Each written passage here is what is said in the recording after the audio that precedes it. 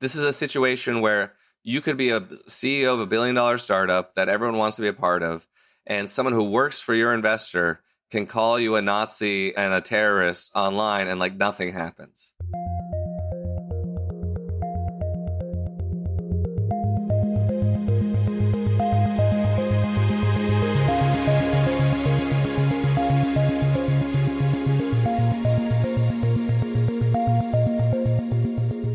Hello and welcome to Tech Won't Save Us, made in partnership with The Nation magazine. I'm your host, Marx, and this week my guest is Jacob Silverman. Jacob is a journalist and the author of the forthcoming book, Gilded Rage, Elon Musk and the Radicalization of Silicon Valley. He'll certainly be back on the show in the next couple of months to talk about it. But in the meantime, I wanted to have him back because he's been doing a lot of reporting on the tech industry's adoption of this really right-wing politics, its links to Donald Trump, and how Donald Trump is enriching himself from this relationship, not just with the tech industry more broadly, but from the crypto industry in particular, as he is increasingly engaging in these scammy cryptocurrency schemes that are making him millions of dollars in the process. So we start by talking about this guy, Shawn Maguire, who is a partner at Sequoia, one of the leading venture capital firms in Silicon Valley, who you might remember recently sent some tweets about Zohran Mamdani, the Democratic candidate for the mayor of New York City, calling him an Islamist, and ultimately not really backing down on his racist characterizations of Mamdani. And I wanted to discuss that with Jacob for a few reasons. One, to understand who this guy actually is and to see his evolution, but also because I feel like it acts as this illustration of this broader dynamic in Silicon Valley, where not only is it acceptable to express these kinds of opinions, but it seems almost encouraged and rewarded. And that also leads us to have a conversation about the ways that it can be completely acceptable for someone like Maguire to say racist and Islamophobic things about someone like Mamdani, but at the same time, speaking out against the genocide in Palestine is something that's very difficult for many in Silicon Valley to do because they know that they would face consequences if they were to do so. So I wanted to explore that dynamic with him before we talk a bit more about Donald Trump directly, right? Not just the relationship between him and the tech industry and what that looks like now that Trump and Musk have had their falling out, but more broadly, how the Trump administration is legitimizing the crypto industry, giving them the legislation that they have long hoped for, and how that's directly leading to money getting into Trump's bank account from a bunch of crypto people who want to make sure that they are not going to be held to account, prosecuted, investigated in the way that they were under the Biden administration. So I think that this is a really good kind of update episode on what has been going on with this extreme right-wing movement in Silicon Valley, how it relates to Donald Trump. So I hope that you enjoy it because I think Jacob is the perfect person to have this discussion with. If you do like this conversation, make sure to leave a 5-star review on your podcast platform of choice. You can share the show on social media or with any friends or colleagues who you think would learn from it. And if you do want to support the work that goes into making Tech Won't Save Us every single week, so we can keep having these critical, in-depth conversations, exploring different aspects of the tech industry, its embrace of the radical right, and the harms it poses for the broader society, you can join supporters like Tycho from Amsterdam, Phil from Brisbane, Australia, Shannon in Washington, D.C., Saima and Amin from Lisbon, Portugal, and Morgan in Montreal by going to patreon.com/techwon'tsave-us, where you can become a supporter as well. Thanks so much and enjoy this week's conversation. Jacob, welcome back to the show. Glad to be here. I'm always excited to chat with you. You know, you're always looking into such fascinating topics. Can't wait for your book, which is out very soon, which people should go pre-order. I'll remind them again.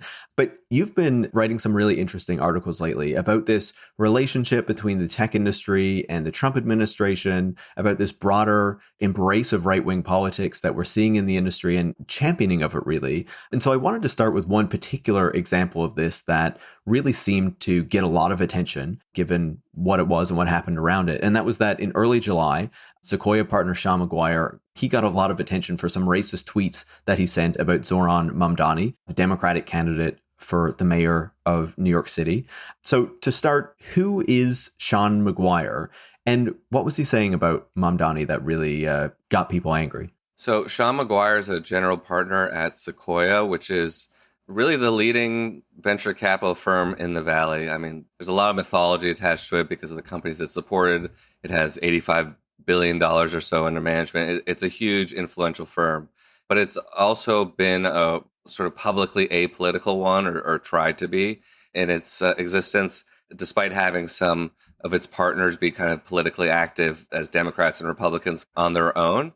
But Shawn Maguire is 39. He's a general partner there. He's known for doing a lot of Elon Musk deals, for kind of being Sequoia's point man to invest in XAI, SpaceX, Twitter going private, even the Boring Company. And he's done some other work too. And as I write in this article for Business Insider, he actually has a pretty extensive and interesting at times history, I think. Over the last couple of years, really since October 7th, he's been very publicly right-wing, at times, according to a lot of people, bigoted, Islamophobic in his expressions, very much in support of Israel and Israeli war aims, and kind of seeing himself, I think, as I write in the article, as kind of this like information warrior in this larger counterterrorism struggle, and this struggle that he's very explicit about, which is between the West and radical Islam.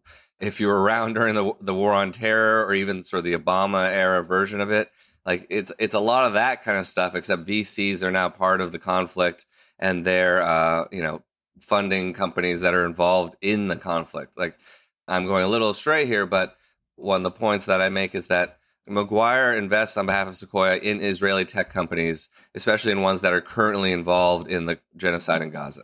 So there's a lot of political issues going on here. And he was like previously in Afghanistan back during the George W. Bush years and things like that, right? Yeah, he was getting a PhD at Caltech in physics, I think quantum physics. And then he says that he was recruited by the director of DARPA, the sort of skunk works part of the Pentagon, which is very highly mythologized. And the woman who recruited him is a Caltech alumnus. And he was sort of patriotic, but a self-proclaimed kind of Democrat centrist. This was about 2012. I mean, people around him who I talked to said this guy wasn't very political. I feel like we should just say real quick what he did in early July. Did we already say that? Or yeah, sure thing. Yeah. So what was he actually tweeting? What got people angry? He said that Zohran Mamdani was a secret Islamist, and basically went on this tirade about him, and eventually a lot about Mamdani's father, Mahmoud Mamdani, who is perhaps a radical lefty, but a relatively obscure academic at Columbia. But Columbia, of course, is also the den of all evil right now. It broke this dam in social media and in tech, where you had a lot of people, especially a lot of Muslims in tech and executives and founders, who were like, enough already. This guy for the last couple of years has been saying a lot of crazy stuff like this. And how can Sequoia stand for this? But to go back to your earlier question, yeah, part of how we did get here is that I think a formative period in Maguire's life was when he was at Caltech and then got recruited to go work for DARPA as a civilian in Afghanistan and spend over a year there. There's a program you can read about online that's been was reported about more than 10 years ago in some publications called Project Memex, or Nexus 7 is another program. A lot of it ended up being open sourced, or like they spun out companies. A big part of it was kind of developing search tools for beyond the surface web. So for the deep web, or for like devices that are connected to the internet, sort of like Shodan, if you've heard of that Internet of Things search engine, but beefed up and for cybersecurity and national security uses. That aspect of it actually was what Maguire and his group were working on.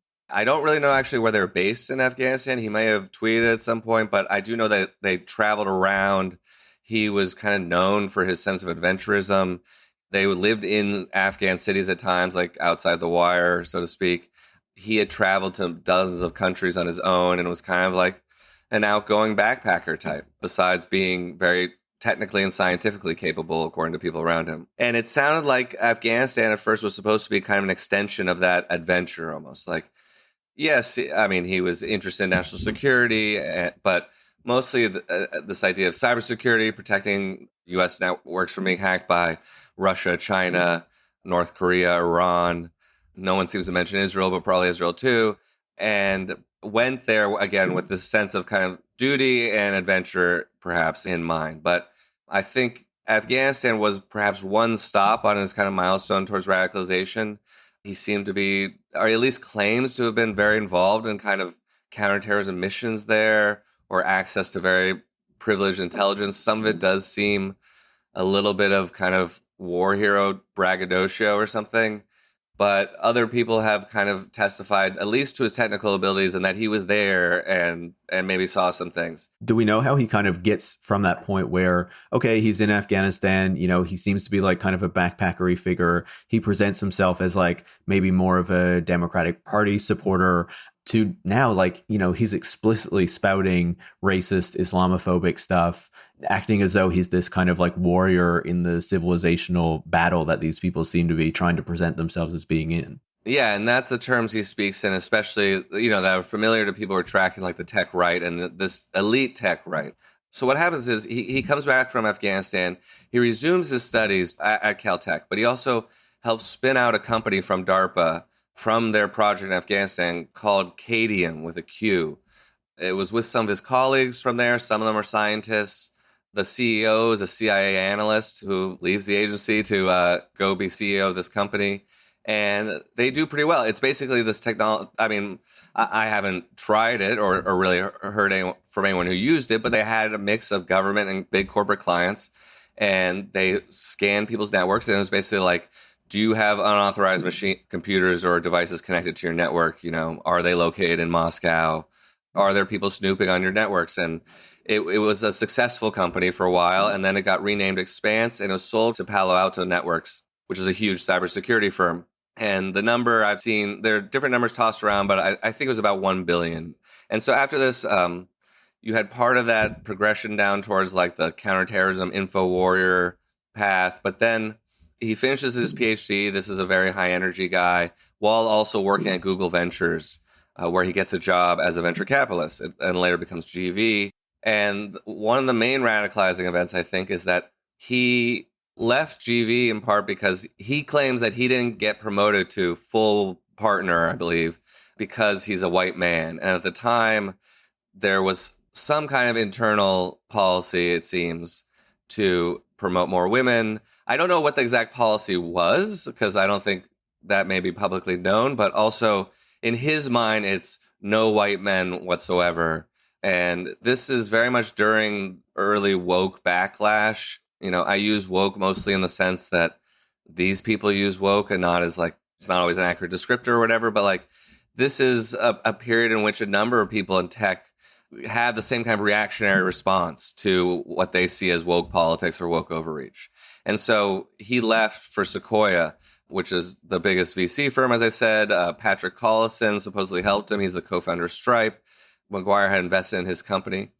One other thing that I think is worth noting is that when Maguire shared this story about where he claimed he had been discriminated against as a white man, this was last year. He's very active on X, and he likes to sort of be goaded into, don't make me do it, don't make me, oh, right, fine, I'll tell the story. Sometimes he puts up polls, should I tell the story about how I was denied promotion for being a white man? The event that happened that day that prompted him to sort of goad his audience, who then said, okay, do it, and he did it, was that Google Gemini had created pictures of America's founding fathers as black men. And, this is one of those two-day viral news things that pissed off people in tech a lot, of course, from Elon Musk on down, because wokeness had infiltrated the AI. And this is actually a matter of existential concern in Musk's eye. So that's why he was sharing it. I just think that's revealing, like, that not only does he think like, okay, I was oppressed for being a white man, but like, oh, I got to share this because Google has gone too far. The generative AI that doesn't understand anything is creating George Washington as a black man. The civilization is falling. That's so funny that is like the thing that really set him off, right? And all these guys. Yeah, they take this stuff seriously. I mean, sometimes they're hysterical about it for just a day or two, but like they treat it all as a big deal. Anyway, the other major thing that I think radicalized him was October 7th. I don't think he was raised Jewish. At some point, it seems he converted. He married a Jewish woman from a kind of Iranian Israeli family, a very wealthy one in LA. I don't really get into her background that much. Her father was involved in Qualcomm, but he added her last name Cohn after he got married. At the same time, I talked to someone who went to his wedding, which was in Israel in, I think, 2018. And the guy knew him well and said to me, like, I had no idea he was Jewish until I went to his wedding in Israel. But, like a lot of folks, after October 7th, their politics were catalyzed in one direction or another. He went very right became much more talkative about his Judaism and his Zionism, and really became like this crusader for Israel. And beyond just like being a Twitter warrior, there have been times in the past when Sequoia had invested in Israeli companies. A lot of VCs, frankly, just invest in like a couple Israeli firms every year. Sometimes it's just a fintech firm or something like that. Sometimes it might be connected to the military establishment. But what happened after October 7th was that Sequoia kind of made it, or at least people at Sequoia, led seemingly by Shawn Maguire, made it kind of a deliberate project to invest in Israel. I believe they opened another office there. Shawn Maguire bought a home in Israel. He started going regularly. He posts about this on LinkedIn, for example. And they're investing in a lot of Israeli companies, from cybersecurity to AI, sensors that are already being used in Gaza, various military companies. I mean, it sounds misleading to call it defense tech. There's an article on Sequoia's website that Maguire wrote with a couple colleagues where they're very explicit. They talk about techno warriors from Israel's elite units. I mean, people may have heard of Unit A200, which is kind of the elite surveillance technological unit, but there are others that, of course, feed directly into the Israeli high-tech industry. And Sequoia, via Shawn Maguire and a couple of his colleagues, are very interested in investing in this stuff and are putting millions of dollars into it and celebrating it. Like in this article you can read on Sequoia's website. And they even say, like, we developed this thesis independently of Sequoia. They say, like, they work for Sequoia, but they're kind of speaking for the three of them and whatever capital they represent, that Israel is going to be this hub for these kinds of technologies that will be, I'm paraphrasing now, but will be exported to NATO countries. So this is a kind of idea or a thesis even that we've heard before, or like from lefty academics, like Israel and Gaza is the testing ground for Israeli military innovation that is then exported elsewhere. You know, it's kind of like they're acknowledging that and saying, like, we like that, we're going to invest in that. And I think to add one more piece to this, like, this didn't make it into my article, but, you know, there's a self-consciousness about this kind of stuff, but they're proud of where they stand. Like, the right-wing VCs are proud of their views and their militarism. Maguire shared an article within the last month or so on social media, and it was I think it was a video, a lecture about like the deep history of Silicon Valley or the Cold War history of Silicon Valley. And, you know, some people share this kind of thing to say, like, did you know that a lot of this stuff kind of comes from an unsavory place or from the defense establishment during the Cold War? And for some people, that's oh, wow, that, you know, that's ethically complicates things. I have to think about this. But he was clearly sharing it from a point of pride and from a desire to return to that. And that's, of course, what we see across big swaths of VC and the tech industry is like, they want to be part of the new military industrial establishment. They want to build it. They are proud of it, and they see a lot of profit in it. And so in his own way, Maguire is part of the leading edge of this. That is something that's important for us to understand, right? And of course, Anthony Lowenstein, who wrote the book, The Palestine Laboratory, talking about the types of things we were talking about there, has been on the show. But, you know, as you're saying, talking about this stuff from a very different perspective than what someone like Shawn Maguire would think about the proliferation of these technologies and how they are developed in Israel and used on Palestinians, right? So there are a couple things that I want to pick up on based on what you were saying, right? The first is, so you have someone like Maguire, who is making these statements, who, you know, I don't know, we could call it a Twitter troll, or, you know, he's trying to be provocative on Twitter, but also really firmly believes these types of things. When he has a moment where he calls someone like Zohran Mamdani an Islamist and is kind of making these racist statements, is that like good for him from a perspective of like notoriety? You know, he's getting all these tech people to come and defend him, even though there are, of course, detractors, people criticizing him, people even criticizing Sequoia because of the types of things that he's saying. But is that really hurting him at the end of the day, given the composition of the tech industry in this moment? Yeah, I think that's a good point. And the short answer is it's not hurting him. It might even be helping him. I mean, I talked to some VCs and someone who works for one of Sequoia's limited partners, one of their investors. These people can't speak under their own names because they would be fired. I mean, part of the theme of my article is actually that basically if you're not a tech founder, you can't, or a high-level VC, you can't speak out about this stuff without getting fired. And that's a real problem. But the people I talk to, and some of them like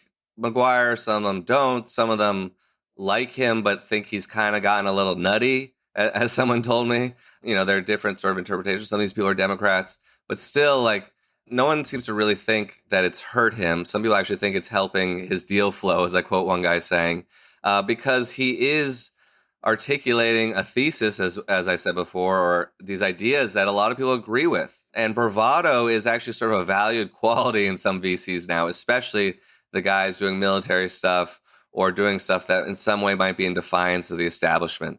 I mean, the government certainly doesn't care anymore. The government's their partner in a lot of this stuff. But, people who want to somehow seem anti-woke or politically incorrect or don't want to apologize for who they are, or perhaps are misogynist or racist in the ways that a fair number of young people in tech seem to be.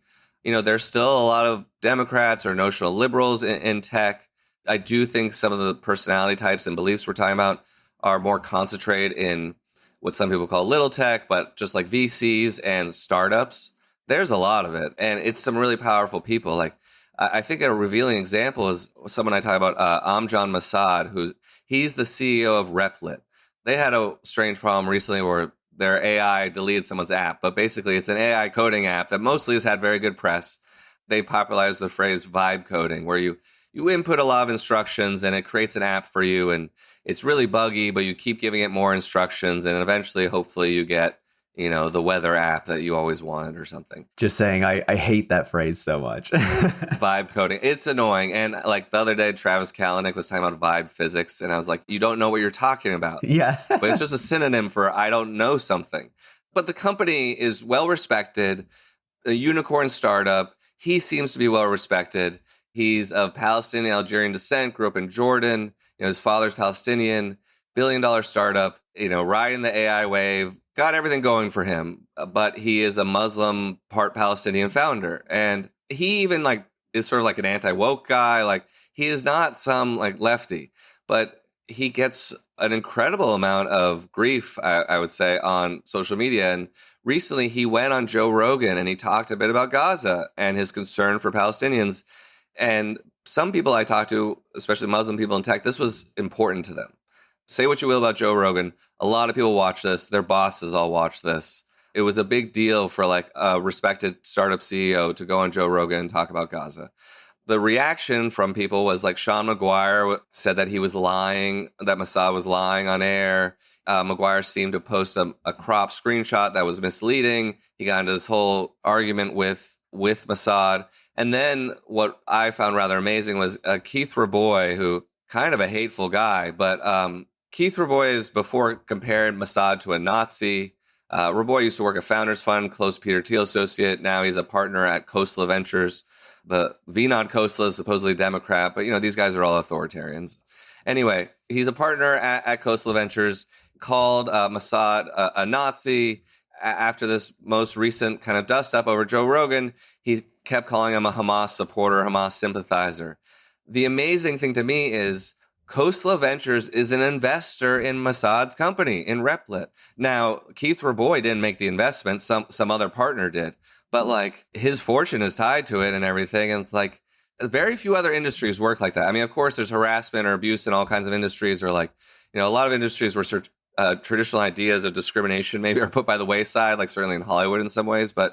And this is sort of a lesser thing that I heard some people talk about, but I didn't really get to talk about as much in the article, is there actual discrimination happening here? Are VCs in some ways discriminating against potential companies they might invest in or people they work with because they're Muslim or pro-Palestinian or whatever else? I mean, a lot of people are worried about getting fired for posting even on LinkedIn about Palestine. There are stories that I haven't confirmed yet of people getting fired for that reason. But this is a situation where you could be a CEO of a billion-dollar startup that everyone wants to be a part of, and someone who works for your investor can call you a Nazi and a terrorist online, and nothing happens.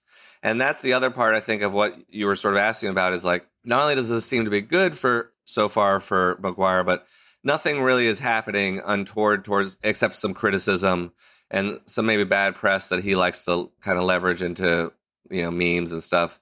No one at Sequoia has really said anything, it seems, at least publicly. They've made these comments before about being studiously apolitical. And he does, as people told me, he does produce good returns for them. I don't think he's essential for the Elon relationship. As someone said to me, anyone could be the money guy at Sequoia for Elon. Like Elon just has to just say like, can I have some money for my next thing? And Sequoia will say, oh, sure. Like we want to be part of it. It's probably nice that there's this sort of sycophantic right winger who shares a lot of Musk's beliefs, but it could be any number of people. Anyway, but so they don't need to keep him around for that, I think. But, frankly, there may be people there who agree with him. Like you said, he represents this growing consensus on the tech right, and there's nothing forcing them to do something. There's no policy. So far, there doesn't seem to be anything illegal, and the press isn't really bad enough, and their investors won't want to pull their money because they get great returns. Yeah, like it feels like it's not very difficult to be the Musk guy, right? Giving Musk money. It's a pretty easy position to hold, I think. Oh, Elon Musk wants money. We give him money. Yeah, you just got to pick up the phone whenever he calls and say, yes, sir. Oh, we got a great thing going here. Like, and also your Diablo playing is wonderful. Yeah, yeah. You're a real programmer, sir. We respect it. Yeah, I mean, I think that says something very sad about where like VC stands now. I do think it is kind of a fact about who is ascendant and what people can do and get away with in this kind of world. Before we pivot our conversation, I just wanted to double down on that point that you were making, right? Because I feel like there was a moment in the tech industry where there was a lot of talk about diversity and being open to different types of people and trying to have more people of color and stuff represented at tech companies, right? This very different kind of orientation. And now, we're in this moment where certainly we hear a lot publicly about, the problems that anti-Semitism can pose and the rising anti-Semitism in society and how this is a problem. But then you also have these very powerful people, as you're saying, who openly make very racist and Islamophobic remarks, very frequently. You can see quite clearly that there seems to be an institutional view within a lot of these tech companies that Israel's genocide is okay, but saying that Palestinians shouldn't be subject to a genocide is something that is kind of like not acceptable in many cases, or could threaten your job or your position or something. It just seems really wild that this is the place where so much of the tech industry finds itself in this moment. Yeah, Ozzy Osman, who's the CEO of Monarch Money, it's a financial planning app, and he said some things publicly complaining about Maguire's behavior and kind of this double standard. And then he sent me a message, and I quote from him in the article. He called it very asymmetric. Just like this conflict is pretty asymmetric, frankly, Israel versus the Palestinians. In Silicon Valley, you have very warmongering right-wing VCs saying sometimes plainly offensive stuff about broad populations, including people who work for them, versus, people who are afraid or receiving blowback for making basic expressions of solidarity or support for Palestinian rights or just wanting the war to end.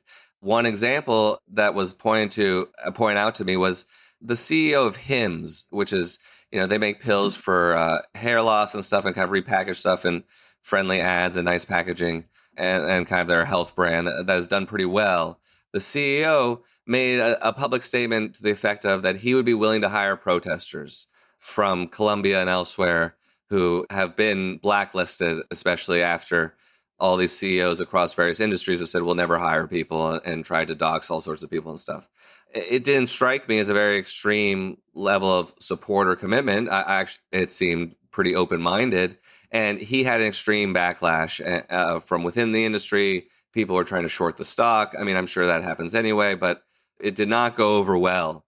And I think he's still CEO of the company and everything, and that's someone who runs a successful company. So that was pointed out to me a lot. And this idea that founders or people of a certain rank and status are really the only ones equipped right now to kind of survive that blowback. And that's the asymmetric part of this. And that's what's really unfortunate, is how captured it is by an institutional far right narrative. It seems like a real issue, right? And something that we don't talk about nearly enough. Now, I wanted to pivot because, it feels like to me when we talk about this story about Shawn Maguire, it is kind of like a microcosm of this broader change or this greater openness to expressing these extreme right-wing politics and kind of the hold that they have in Silicon Valley. I was wondering how you see how pervasive that has become and how it has formed this, I guess, relationship with the Trump administration in terms of trying to express this politics, but also kind of move forward this way of seeing not just the tech industry, but I guess the United States as a whole? Well, I think despite Elon Musk falling out with Trump, the Tech MAGA alliance is still in pretty good shape. Even Musk hasn't really been punished by Trump yet, and he could be still at some point. Or there are things that Trump could do. He's made threats to take away contracts and stuff like that. I think Musk is still like licking his wounds and perhaps surveying how many problems he has in his business empire. Yeah, I think Trump said the other day that he wasn't going to be cutting off the subsidies as he initially kind of threatened he might do. And I wouldn't be surprised if, he sort of dangles that as a possibility repeatedly when he wants something from Musk or wants to kind of bring him to heel again. The two sides, I think they don't always share the same interests or like even sort of like pop cultural interests, but they share a lot of the same resentments, and cultural resentments. And that's something I've written about when I write about my forthcoming book, which is like anti-wokeness, transphobia, contempt for Democrats, and small L liberalism and democratic governance. They're not maybe interested in guns or country music or something like that. Heartland MAGA fans might be, but they're angry about a lot of the same things. And I think that is still a binding agent, I think, because Trump will also be doing some taking away healthcare from people or other things like that. And the tech people just sort of nod their heads and think, okay, privatization opportunities. Or it'll be something more culturally or kind of socially motivated, like some anti-trans executive order or legislation. And again, I think like that's not going to alienate the tech guys. If anything, some of them are going to be all for it, unfortunately. So on that level, I think it's working. Working in scare quotes, of course. I think Doge is still kind of doing what it wants to do, but I think more than kind of cutting a lot of money out of the budget, it's still making inroads for privatization and kind of the shoehorning of AI into everything. Of course, there's a lot that they're doing that we probably don't know about. It's still kind of unclear about, is there just a fire hose of data from federal agencies going to XAI? There very well could be. We know there's a lot of bad stuff, illegal and anti-democratic, purely by bypassing the civil service and oversight mechanisms. Trump fired all 18 inspectors general on like day one. So they have been complicit and participating in this total dismantlement of the rule of law, of checks and balances, of regulatory oversight. And a lot of them, of course, are very invested in crypto and have been happy also to see the crypto industry get everything it wants, culminating in the bills passed last week. The Genius Act, which is the stablecoin bill, has been passed by both houses. The Clarity Act, which basically, I joked on X, somewhere Sam Bankman Freed is crying in a federal prison cell because this is exactly what he wanted, which is the Clarity Act basically gives most authority over crypto to the CFTC, which is a much smaller agency, much easier to deal with. It's already cutting jobs at the same time. And the SEC kind of gets kneecapped a little bit. And then they get to start doing like trading these perpetual futures products, which was the bread and butter of FTX overseas a number of years ago. They get to do kind of everything they want now. Is there any like hope or signal of Sam Bankman-Fried getting out early, or is he just kind of like forgotten to rot at this point? It's one of those things that I would not discount because there's so many people who got pardoned at the first 6 months. I mean, up to this date. People who admitted to serious crimes, to fraud, to stealing from vulnerable people at times, who made plea deals to not end up like Bankman Freed. Of course, he was seen as a liberal. That is not a fully accurate view. I mean, and he donated a lot of money under the table to Republicans and had relationships with them. I think if it comes, it might somehow come through Peter Thiel, who supposedly, according to ProPublica and other reporting, I believe, gave basically there's sort of this line about how Epstein gave great tax advice and that's why people paid him hundreds of millions of dollars. But supposedly Sam Bankman-Fried's father, Joseph Bankman, basically pointed Peter Thiel towards this method of putting your stock in an IRA and allowing it to appreciate there and avoiding potentially billions of dollars worth of capital gains taxes. And that's what he's done. ProPublica has report on it. The whistleblower on that, of course, went to prison. He put a lot of his Facebook stock in this IRA and other stock, I think. And there you go. He won't pay billions of dollars worth of taxes. So that's a huge favor. And Joseph Bankman, despite being seen as a liberal, like he's a scholar of tax shelters and tax evasion. Like, yeah, he's written about here's how we should simplify the tax code and make it easier for regular people. But his son did an incredible act of financial thievery, seemingly with his father attending most of the key meetings. So, I think the narrative that this was all just like liberals doing bad is wrong or not quite accurate. So, and the other side of it is that Trump has become incredibly transactional, of course, and anything can kind of happen. So, yeah, I didn't think it last year, but now I think it's possible. I don't think most of the crypto industry wants that. I do think a lot of them personally hate him, just like don't like him as a person. They've gotten along fine without him. I don't know how many allies he has left, but not the majority, not like someone like Brian Armstrong at Coinbase, I think, who has taken the leadership mantle, at least in the US. So, I think they would probably lobby against it. But yeah, I think it could really happen. Yeah, it probably helps for them to say, look, the scammer, the real bad guy is behind bars, and now we're like the legitimate industry that is still left here, right? They certainly were saying that a few years ago. Like, thank God we got rid of that guy. None of us liked him. All of us did business with him and like appeared everywhere with him, but none of us liked him, and he was the one scammer. So thank God we can move on. How convenient. But you mentioned the Genius Act and the Clarity Act there. Can you go into what these actually are a little bit more and what they mean for, the way that the US is going to approach crypto regulation now, and, the potential threats that it really sets up now that this industry is going to be unleashed in a much greater way to make these products available, to promote them to people, to try to get people to buy into what we know are very risky assets. You know that this is a crypto-friendly bill just by the name alone, the Clarity Act, because the crypto industry for years under Biden was asking for, quote, regulatory clarity. That was their favorite phrase. And the Biden administration said, you have regulatory clarity. I mean, not always in the strongest of language, but they would say, you have regulatory clarity. You just aren't abiding by existing securities laws. And, there would be these instances where crypto exchanges would come in and they would say, like, to the SEC and have meetings with people there under Gary Gensler, their arch enemy. And the crypto industry would say, this is how our business works. And the SEC would say, well, that's not really legal under current market structures. First of all, you can't combine all these different functions under one roof. You're based overseas, your KYC AML, which is know your customer anti-money laundering, doesn't seem up to snuff, like various things that they just seem to could not satisfy existing securities regulations. And the crypto companies would leave saying, like, that's outrageous. Like, you're just not embracing innovation. You're, holding back the crypto companies. You want us to fail. That was the impasse, basically. And we can get into why that was disastrous politically or something like that, but that was the disagreement.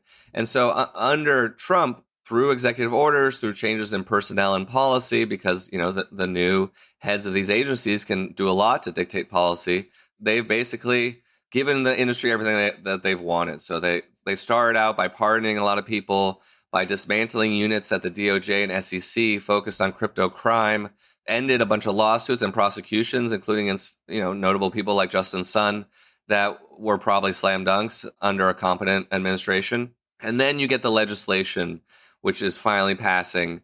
So you had the Genius Act is passed in both houses. I think it's just got to be signed by Trump, or maybe he already signed it this week. I think that was the one he had Paolo Adorno from Tether in his office, which is another one of those, oh my God, I can't believe it moments. This is someone who could not travel to the U.S. under the Biden administration, only started coming to America this year. His product is like the token used for global money laundering besides Bitcoin. It's a key link in that network, in that chain, whether he's aware of it or not. And here he is. It was incredible. But Justin Sun's another person like that. Now his company just went public on NASDAQ this week. He was wearing a tuxedo and ringing the bells. Another like, wow, the criminals are in charge. Is he still the ambassador for Grenada or whatever? He was. So Justin Sun is famous for jurisdiction hopping. He was in San Francisco for a little while, like 6 years ago or more. And then he left and has been in Asia, in Hong Kong. He's a Chinese national, though his main citizenship seems to be St. Kitts and Nevis. He has spent a lot of time in Hong Kong recently and talks very highly of the Chinese government. I mean, he's the kind of guy who always seems to be looking for protection. So a couple years ago, he went to Grenada, seemed to pay for citizenship, and became their ambassador to the World Trade Organization. And so he had appended his excellence, I believe it was, or HE, to his name and his social media handles.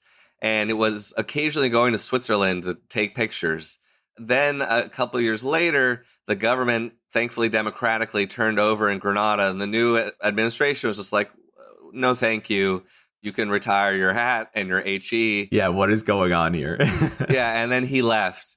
And I think he's been mostly in Hong Kong since. But he now travels much more freely than he did under the Biden administration. He's another guy who was not coming to the U.S. under the Biden administration. He also famously bought a space flight on a Jeff Bezos rocket in 2021 for $28 million. He might have bought 2 seats, but he paid a lot of money. And since then, he's been saying, oh, I'm too busy. But now in Vegas at the big crypto conference a couple months ago, he was there. He had women dressed up in space suits doing this whole sort of like stunt on his behalf. And he's recently did some articles talking about how, and some interviews, how he's talking about, I'm finally going to space.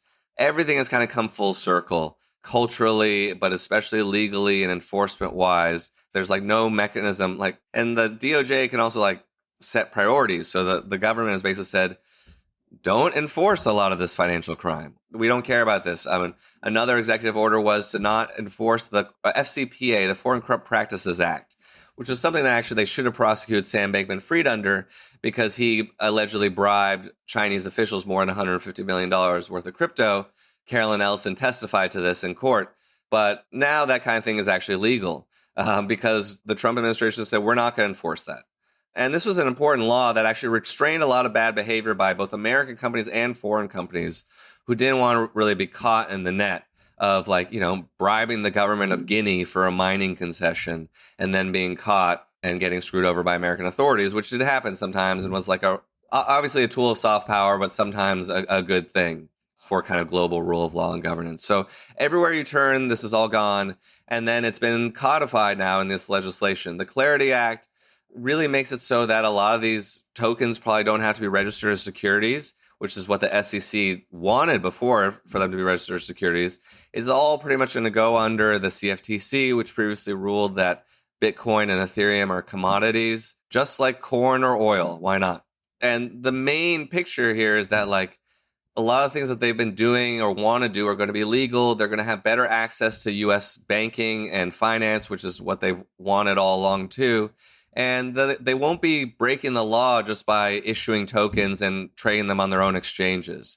On, you know, the New York Stock Exchange or NASDAQ or a lot of foreign stock exchanges, you have these different roles that are divided. Like you would never have like a trading firm owned by NASDAQ trading on NASDAQ. But, you know, that's what FTX and Binance did do or do, and what a lot of US-based exchanges probably do.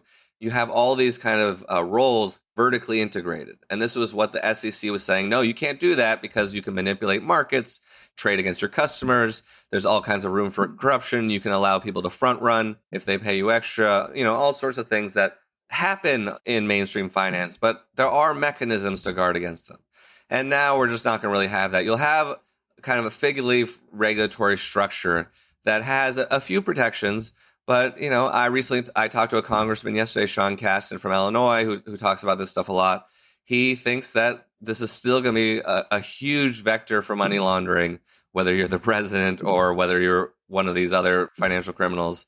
Because if you're in the know, you'll still be able to do it via stable coins and offshore exchanges. I'll come back to what you said there about the president in just a second, but I have like a grab bag of smaller questions based on what you were saying there. Feel free to address what you want to address, but does this set up greater risks for average people now because this is going to be more integrated into the financial system?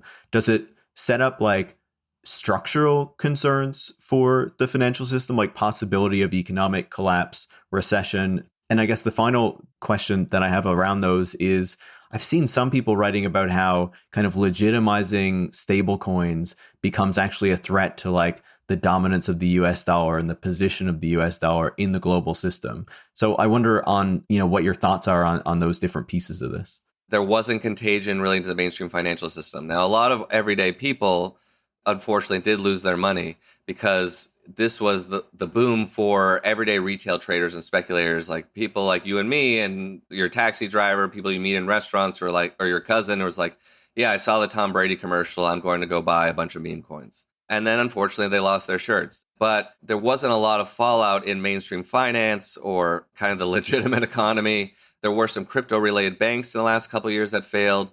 But beyond that, there wasn't contagion, as they say. Now, to, I think, society's benefit, a lot of the everyday retail traders are gone. Like those everyday people, they bought the pitch before, but no longer, or they don't have money to gamble. They're not stuck at home during COVID with a relief check that they might want to gamble on some Bitcoin. The trading volume from regular people isn't there. But what that means that the industry needs money from government and from corporate sources. So there's been a real movement to get union money, both private and public sector unions, into crypto, whether it's on their balance sheets or putting retirement funds into crypto or crypto-related ETFs, or companies like MicroStrategy, which are now considered kind of a proxy for owning Bitcoin. Well, putting retirement savings into crypto is okay because Kara Swisher told me in that ad that time. I know, it's incredible. and so did Kirsten Gillibrand, who's supposed to be, the Democratic Senator from New York. The World Capital Finance has been, this is something that deserves emphasis every so often. She's been leading all of this, especially the Genius Bill. She's very proud of it. And maybe she gets some nice donations from the industry, but it's just incredible that at this late date, there are Democrats who don't understand or are unwilling to acknowledge that this industry is not just is their political enemy and is contrary to their constituents' interests. I've talked to people like that rep I mentioned earlier, Sean Caston, who says, he begs some of his colleagues to vote against things, and they're just like, look, I know it's bad, it hurts my soul, but they're going to spend so much money against me in the next election cycle. And that's kind of as far as some of these people go. But anyway, the concern is that now that this is really moving into kind of load-bearing parts of the economy, it could be really bad next time. And it will be, because this happens every few years with crypto. And because there's a lot of fraud in the system, there's a lack of fundamental value. So even just recently, Trump issued an executive order kind of making it easier for 401ks to invest in crypto. And what I tell people also is that, you may not be interested in crypto, but it's like the line about politics. Crypto is sort of interested in you. Or at least we're going to have to play by the crypto industry's rules of deregulation, high risk, high leverage, betting on extremely risky speculative products that have no fundamental value. There are even derivatives of products with no value. And that spreads risk throughout the system. And it also means that you may have exposure to crypto, whether you like it or not. Your retirement account, which is managed by some fund manager, may have Coinbase in it, because Coinbase, I think, is now part of the S&P 500. Or it may have MicroStrategy in it for similar reasons. These crypto-related companies are entering into index funds or the indexes that become part of index funds. So you might be a few degrees removed from the price of Bitcoin going up and down. But in some ways that makes it even worse, because then there's leverage that's in the system and sort of a cascade effect that can happen when Bitcoin goes down. It's not just the people holding Bitcoin, it's all this stuff that's connected to it. I think that's kind of a guarantee at this point. I don't know when, but we're really dismantling all the mechanisms to prevent that from happening. And some of them, I think, also to ameliorate it or deal with it once it happens.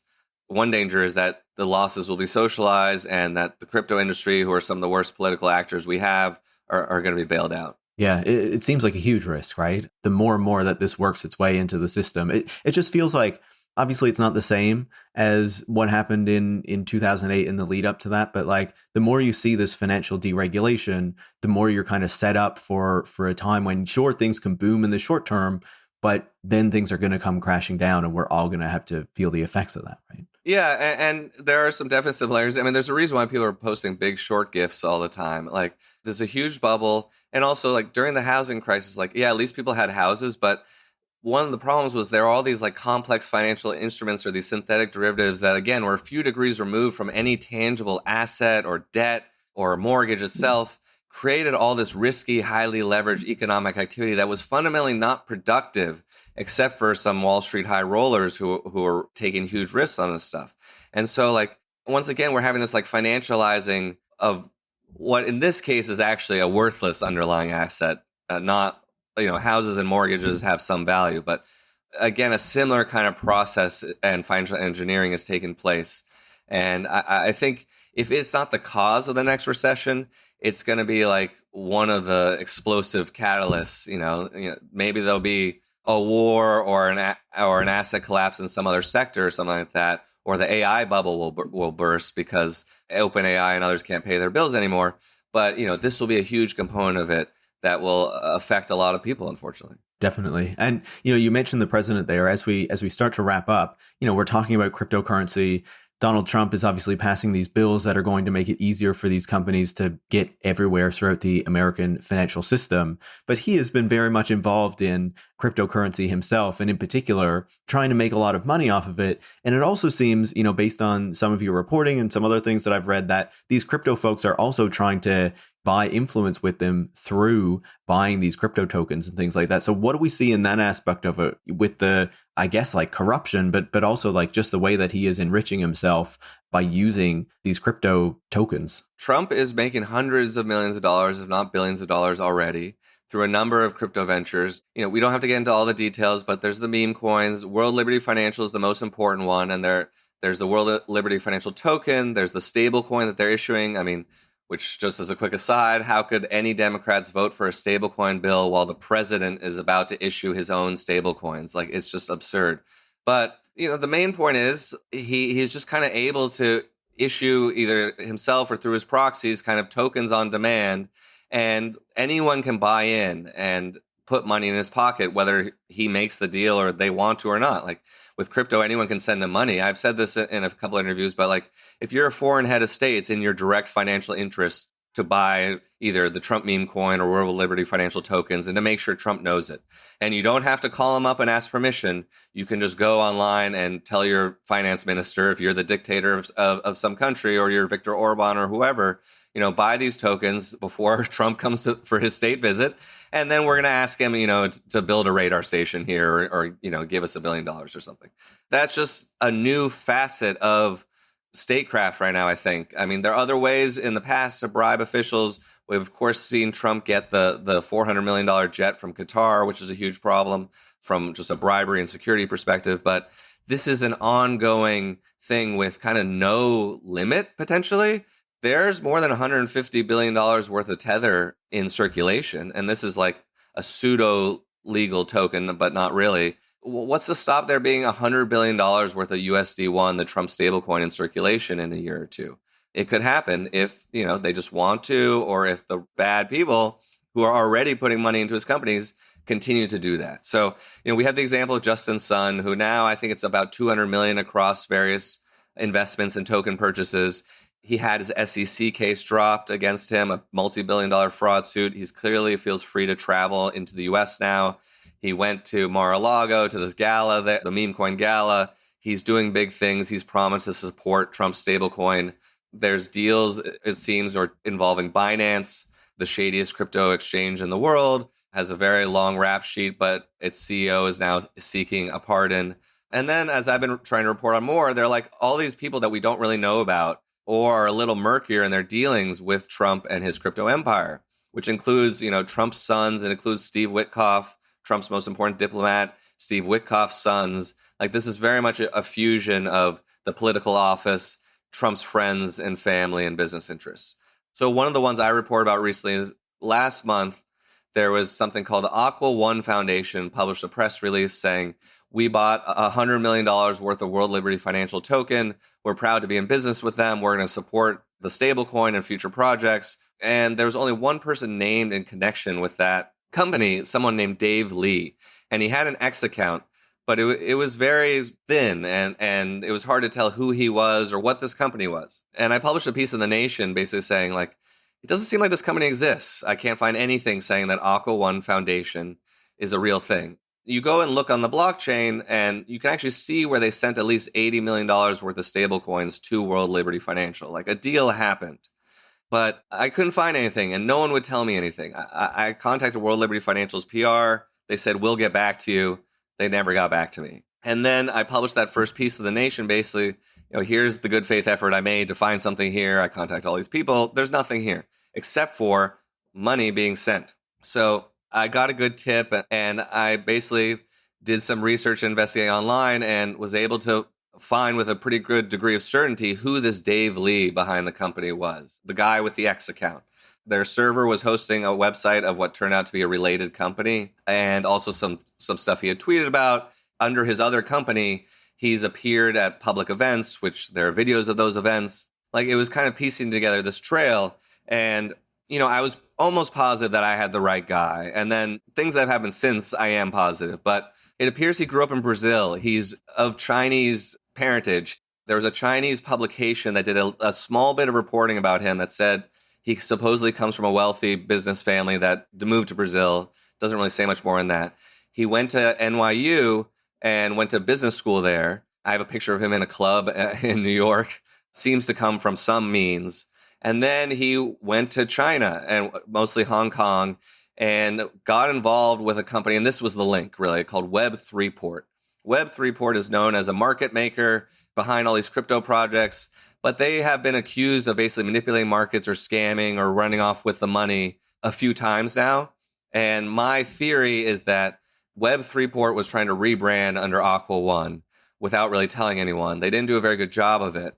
And the last bit of it is this guy seems to have a day job in finance. He works for the biggest Chinese state energy company in their finance department, I believe, as a manager of some type. They probably employ hundreds or thousands of people who do this kind of stuff. But, I'm not a big hawk, a China hawk or anything, but it is strange. And we're talking about foreign influence and like, where did someone like this get $100 million? They've seemingly done big crypto deals before under the other name, the Web3port.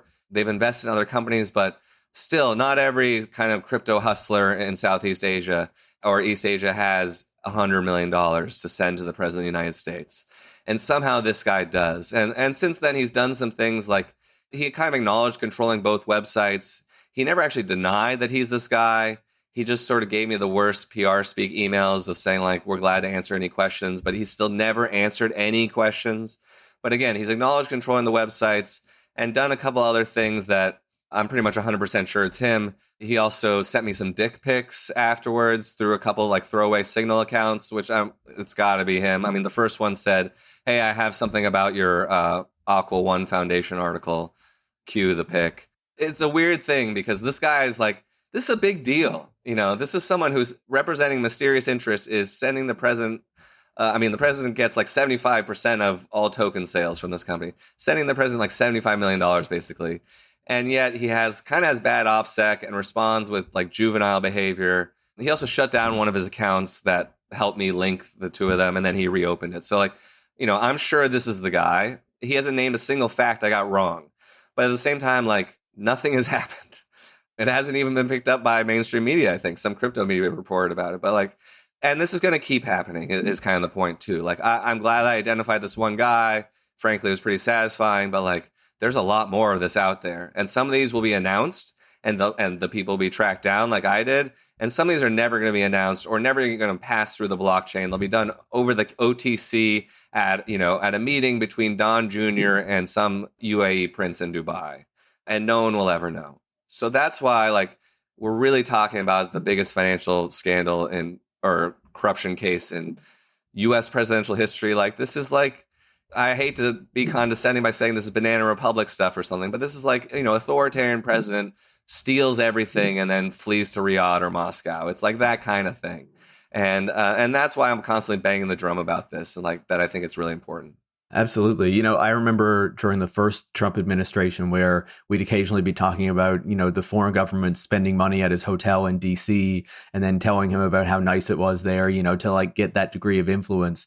But this is just on a whole nother level. The amount of money, the way it's being done, the way it's like not even really being, as you're saying, like a lot of this mainstream media, there's so much going on that they're not even really picking up on this thread of the story, even though it's going to be so consequential, right? And I've written about some of this stuff for mainstream publications. I mean, when I unmasked that guy, which was a follow-up to a Nation article, I published it on my own website knowing that it might not be seen as much. But, I did hear from someone at The Intercept, for example, who was like, oh, we would have liked that. I'm like, so, there are people who are interested, but it's combined with this tremendous sort of apathy and indifference by a lot of people. Of course, the crypto aspect makes it harder for some folks to understand or they just want to ignore it. But, I think the sort of quick way to kind of reach normies is to say, like, you don't need to pay too much attention to the crypto or the technology. Just at bottom, this is a way for Trump to line his pockets with potentially unlimited money. And people are already doing it, already getting favors from it. And all of the enforcement mechanisms have been disabled so that he can keep doing it. And, there's nothing to stop one of these authoritarian powers or supposed U.S. allies from giving Trump billions of dollars in a single transaction. Yeah, it's absolutely wild to even think about, right? That it's possible, that it's happening, and what can come out of it. Jacob, it's always great to have you on the show to get your insights about all these things. Obviously, you'll be back on the show soon because you have a book coming out and I can't wait to talk to you about it. But thanks so much for taking the time. Always appreciate the conversations. Oh, it's always fun. Thanks, Paris. Jacob Silverman is a journalist and author of the forthcoming book, Gilded Rage, which you can pre-order now. Tech Won't Save Us is made in partnership with The Nation magazine and is hosted by me, Paris Marx. Production is by Kyla Hewson. Tech Won't Save Us relies on the support of listeners like you to keep providing critical perspectives on the tech industry. You can join hundreds of other supporters by going to patreon.com/techwon'tsave us and making a pledge of your own. Thanks for listening, and make sure to come back next week.